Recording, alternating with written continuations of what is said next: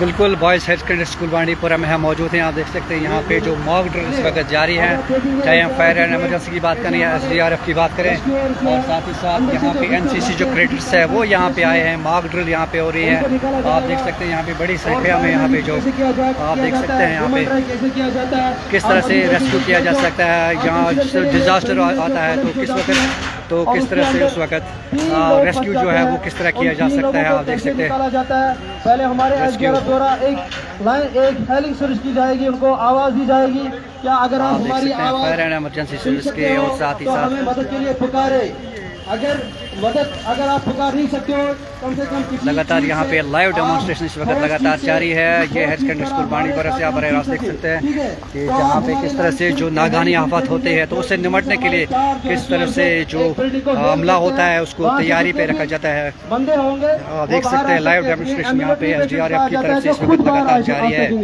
और उसके बाद जो रेस्क्यूअर द्वारा निकाला जाएगा वो भी आप देखेंगे।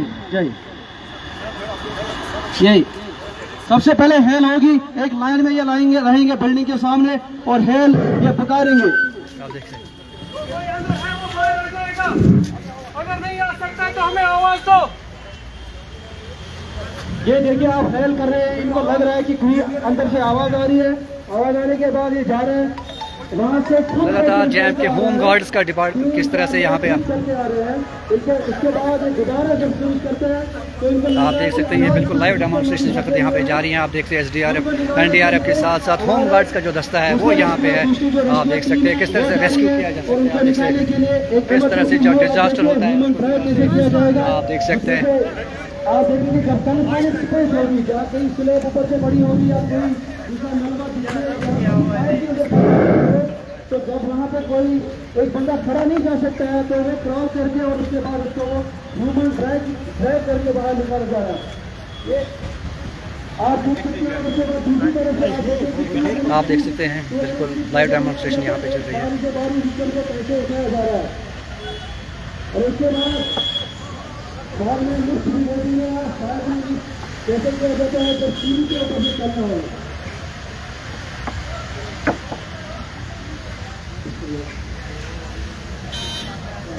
ये सबसे पहले इसके हाथ धोनेगा, उसके बाद हाथ धोने के बाद ये पूरी तरह से अपनी गर्दन के ऊपर इसका पेशेंट का पूरा लोड लेगा। साइड छोड़ो, साइड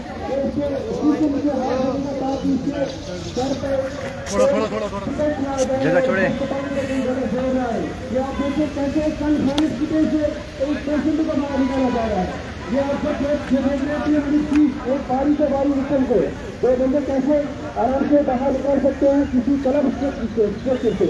ये आप देखिए ह्यूमन ड्राइव कैसे किया जा रहा है सिस्टम द्वारा SDRF के। और इसके बाद आप इस बिल्डिंग को नजर दिखाए, सबसे हाईरेस्ट बिल्डिंग से एक बंदा जिसको हमें ड्रॉप करना होगा, एक विक्टिम को ड्रॉप करना होगा, जिसमें जबकि एक मेन सीढ़ी जो होगी हमारी एंट्री जहाँ से बिल्डिंग की होती है वो कोलैप्स हो चुकी है या फायर ने उसको कैच कर रखा है। और उसके बाद एक रोड की मदद से कैसे स्ट्रेचर से एक पेशेंट को ड्रॉप किया जा रहा है, जिसमें SDRF के पर्सन ने ये आप देखिए एक रोड बांधने के बाद स्ट्रेचर बांधने विक्टिम को स्ट्रेचर पे बांध रहे हैं और उसके बाद एक हाईरेस्ट बिल्डिंग से कैसे एक पेशेंट को ड्रॉप किया जा रहा है ये आप देख सकते हैं।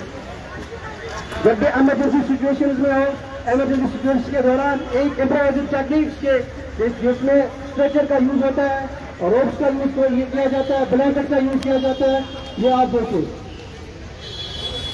ड्रॉप हो रहा है, धीरे धीरे ये ड्रॉप हो रहा है और इसके बाद सामने एक स्ट्रेचर पार्टी होगी जो स्ट्रेचर पार्टी इसको उठाने के बाद जल्दी से किसी हॉस्पिटल किसी फर्स्ट एड पॉइंट तक पहुंचाएंगे।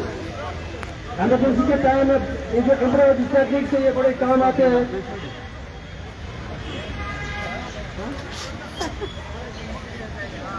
ये आप देख रहे हैं धीरे धीरे कैसे ड्रॉप किया जा रहा है एक विक्टिम को स्ट्रेचर पे एक रोड की मदद से। आप देख सकते हैं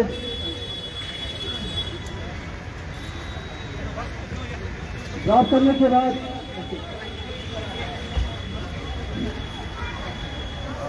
ये ड्रॉप करने के बाद आप देख सकते हैं कैसे उसको फर्स्ट एड दिया जाएगा, थोड़ा सा CPR इसको दिया जाएगा। अगर ये इस वक्त आप समझे कि ये ब्रीथलेस है, सर्कुलेशन लेस है।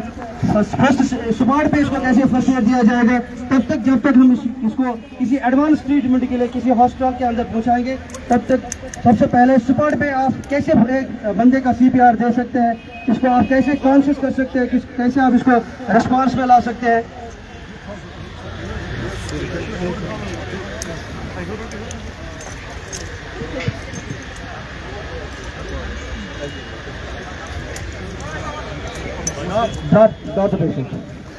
ड्रॉप होने के बाद तब सबसे पहले हमें क्या करना है, हमें इसकी सर्कुलेशन को चेक करना है तुरंत में।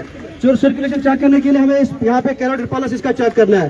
अगर आपको लगा कि इसकी सर्कुलेशन नहीं है तो इसके बाद आपको इसकी ब्रीदिंग चेक करनी। ब्रीदिंग चेक करने के लिए आपको इस पोजीशन में आना है, यहाँ पे लुक करना है। अगर एब्डोमेन पे लुक अप डाउन हो रहा है तो आपको देखना है, अगर नहीं हो रहा है तो इसके बाद तुरंत जब आपको C और B एब्सेंट मिलेगा तो आपको तुरंत यहाँ पे कंप्रेस करना है, कंप्रेस स्टार्ट करना है। इस पोजीशन में आना है, लेफ्ट साइड रहना है और 30 बार आपको दबाना होगा। 1 2 3 4 5 6 7 8 9 10 ऐसे आपको 30 तक जाना है। 30 तक जाने के बाद इसका मुंह पूरा खोलना है और अपनी सांस इसके अंदर पास करनी है। 2 बार सांस पास करनी है, तो फिर से स्टार्ट करना है। 30 कंप्रेस और 2 बार इसके अंदर सांस भरनी है और पल्स चेक कर, दोबारा से आपको पल्स चेक करना होगा। अगर पल्स आई तो दैट मीन्स कि पेशेंट जो है वापस आ रहा है, रिकवर हो रहा है। इसको एक पोजीशन में रखना है, इसे बोला जाता है रिकवरी पोजीशन। अगर वापस नहीं आया तो कंटिन्यूसली आप इसको CPR देते रहे, कंप्रेस करते रहे। गाड़ी के अंदर आप इसको ले जा रहे हो तो गाड़ी के अंदर भी इसके अंदर प्रेस करना है, तब तक जब तक हम इसको किसी एडवांस ट्रीटमेंट तक पहुंचाएंगे। लिफ्ट द पेशेंट, रूम को खोले पीछे।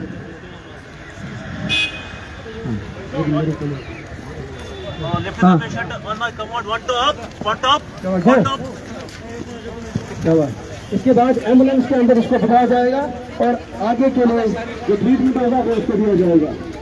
Thank you.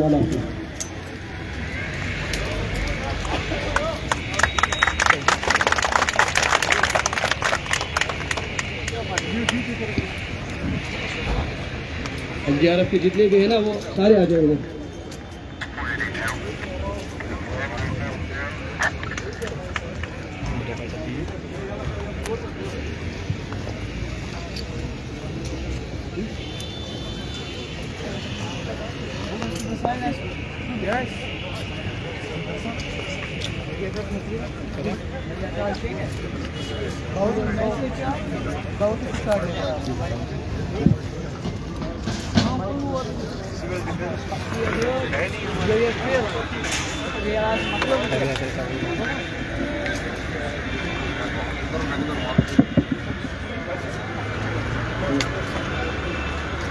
बच्चे लाओ, स्कूल के बच्चे भी सब पीछे रह गए, फिर उनको यही लाना है। क्या हमें भी उधर जाना है, क्या हमें ही फिर उधर जाना है। चलिए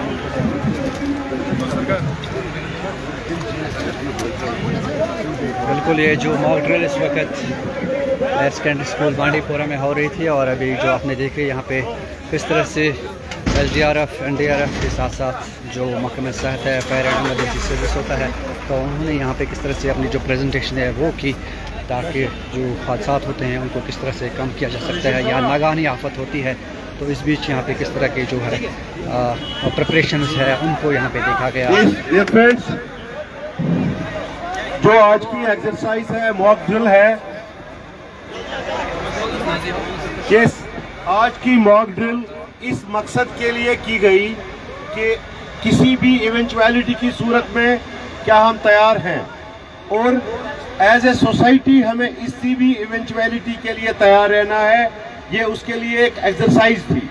स्पेशली जो स्कूल के बच्चे हैं, किसी भी इमरजेंसी या इवेंचुअलिटी में उनको तैयार रहना है।